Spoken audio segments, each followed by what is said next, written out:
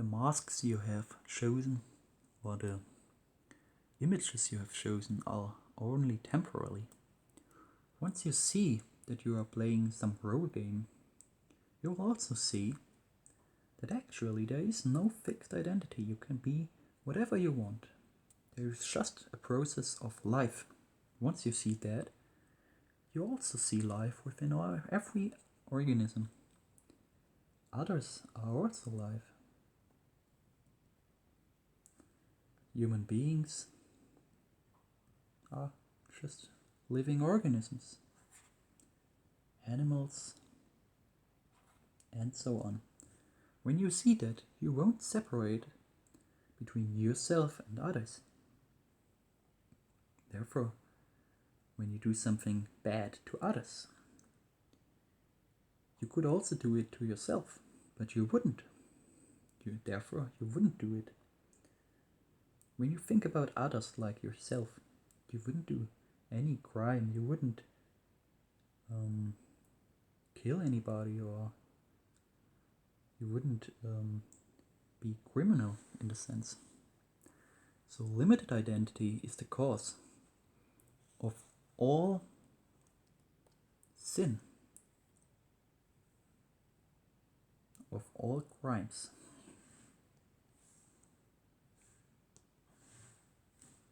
So we can sum up. Limited identity, you can think about ISIS or whatever, is the cause of all crimes, of violence and aggression. And also, when there is crime, there will also be limited identity.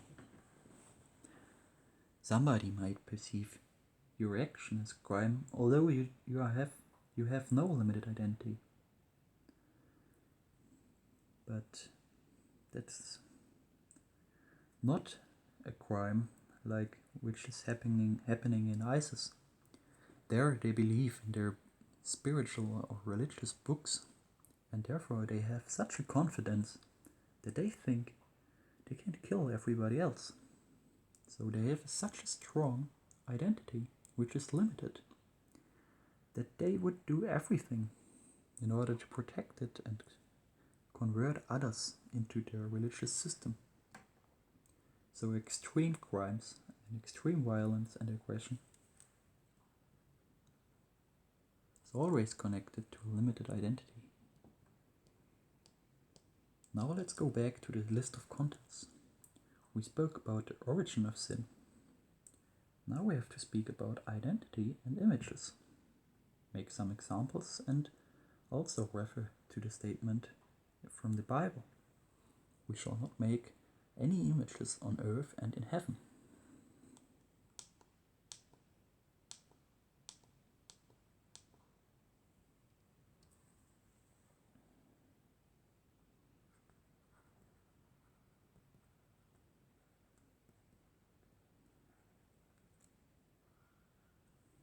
Everybody knows it.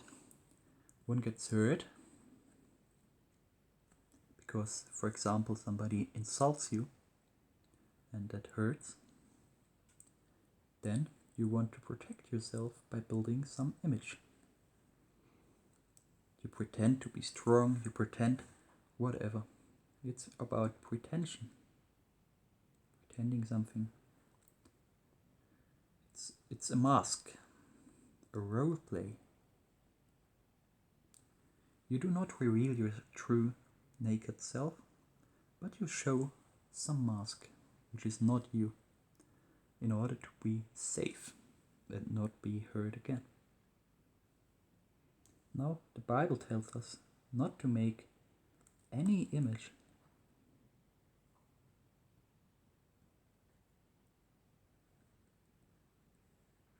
on earth, therefore about ourselves or others, and in heaven, therefore about philosophies about God or belief systems or whatever.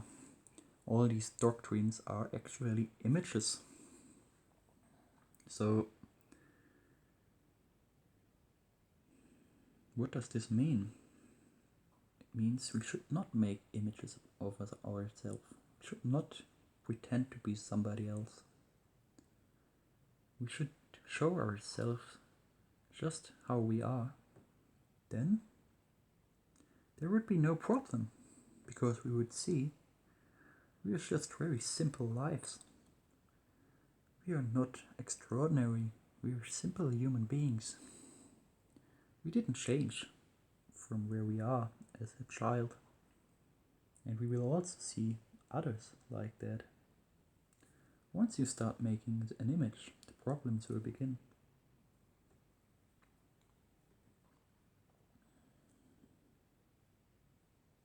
Now in that context, we can speak about the Holy Spirit, I think.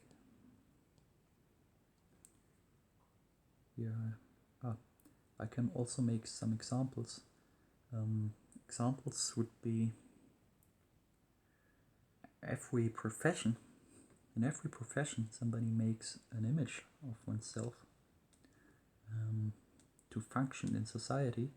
That's okay, but you should be able to see the truth about yourself and be able to take aside your masks. So what is sin against the Holy Spirit, which is often considered as the worst sin on earth?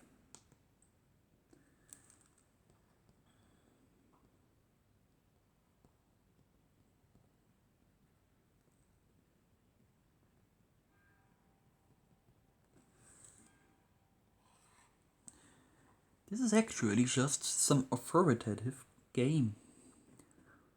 Paul, in the Bible, once accused Ananias and Sapphira of having sinned against the Holy Spirit. And according to the Bible, they died instantly. So the Bible tells us this is one of the worst sins. Actually, Ananias and Sapphira did only not give their property to the community, the church, and therefore they had to die because they lied against Paul and told him that they would not have anything else. So it is just about authority. Paul wanted to make his point. But what is this actually about? Is it really the worst sin?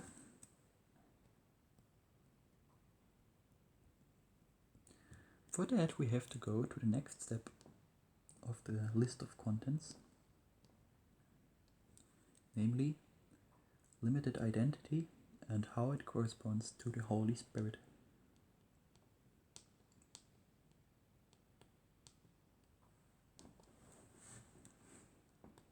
Holy Spirit. What is the Holy Spirit? The Holy Spirit is actually nothing you can think about, because it has nothing to do with philosophies, theories, doctrines, beliefs, and so on.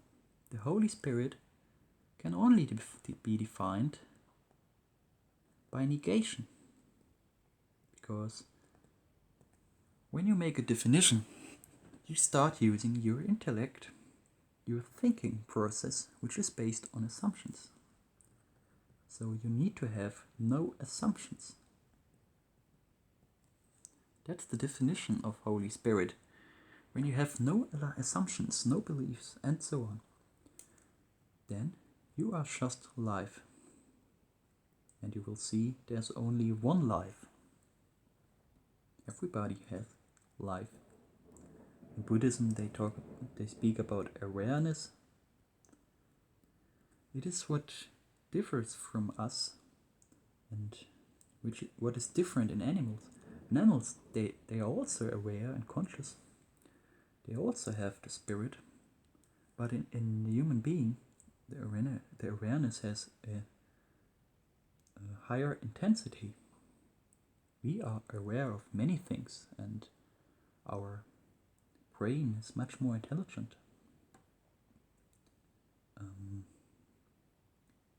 This is because we questioned many assumptions from nature, and nature pushed out pushed us out of the natural unconscious framework into a conscious human being which can make decisions and change and transform. The Holy Spirit essentially is the absence of any assumptions, and in that sense also the absence of memory. It is the absence of total individualism. There is no individuality in the Spirit. The Spirit is in every one of us.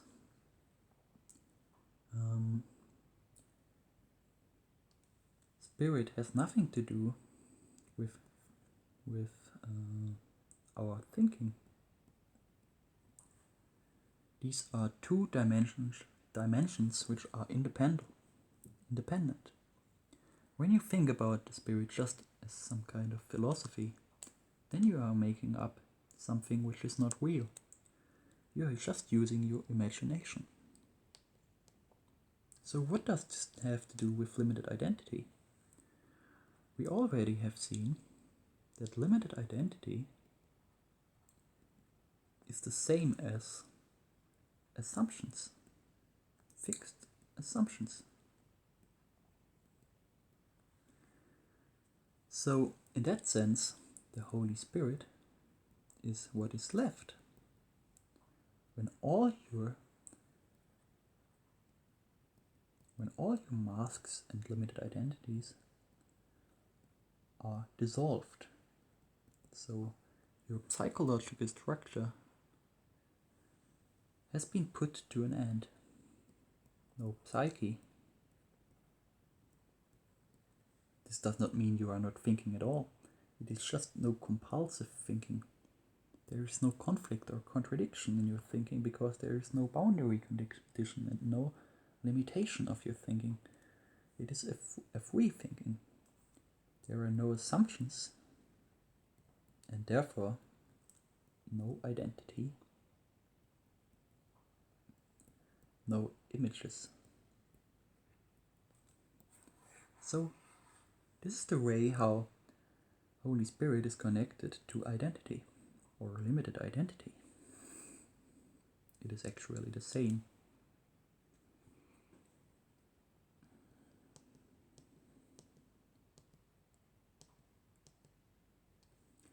So, we talk about limited identity and the Holy Spirit. Now, are all sins equal?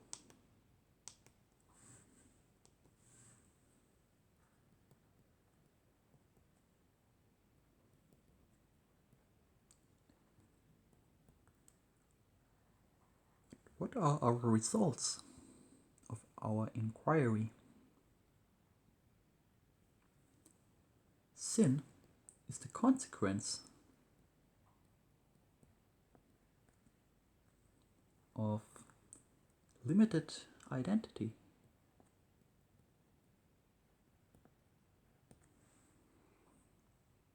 Spirit or Holy Spirit is the absence of limited identity.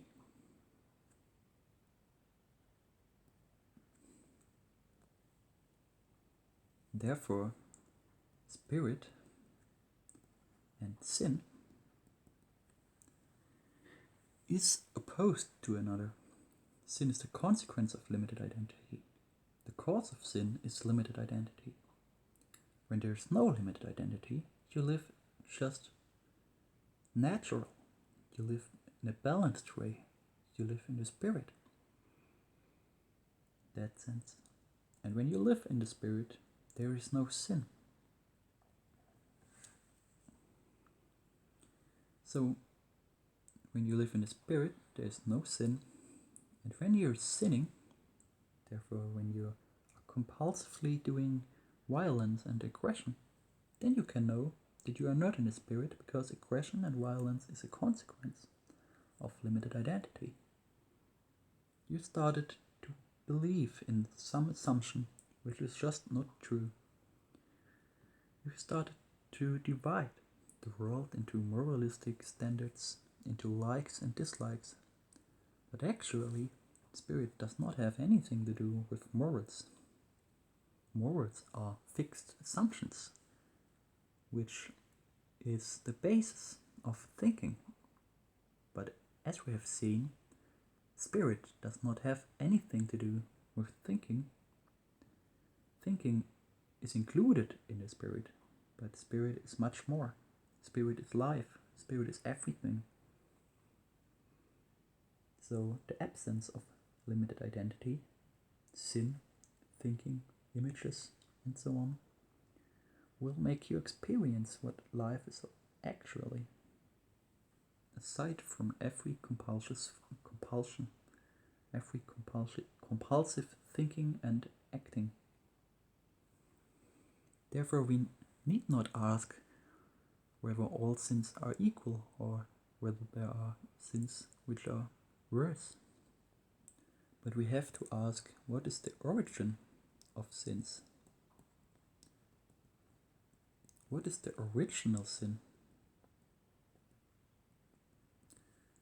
Then we always think about Adam and Eve, who did something against the will of God and therefore learned to split into good and bad, good and evil.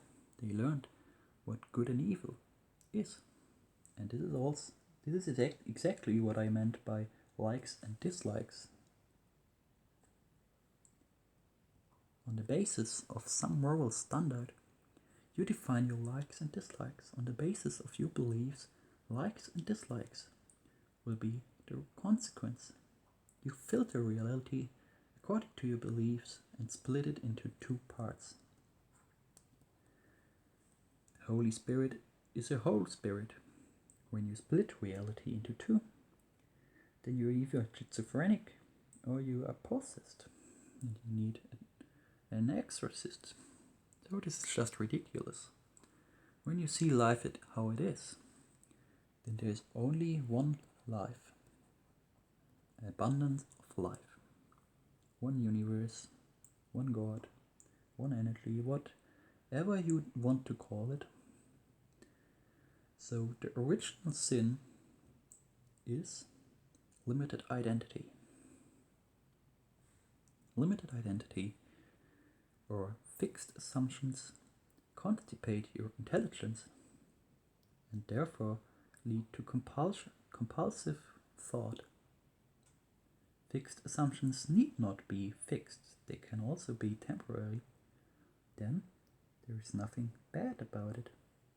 It will not lead to any kind of suffering. But when the assumptions have gotten fixed in a very harsh, very strong way, then this will inevitably lead to violence, aggression, suffering, depression, and so on and so forth. So the worst sin, or the original sin, is limited identity, fixed assumptions. And there is actually no sin which is bad or which is good or not so bad, but there is only one original sin and everything else is just a consequence. So limited identity or fixed assumptions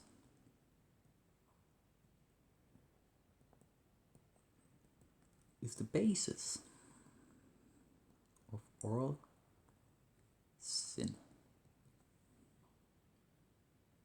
Therefore, you need not ask the question anymore. The question, are all sins equal, gets transferred into a question, what is the origin of sin? And the question gets answered by fixed assumptions. Thank you for your attention.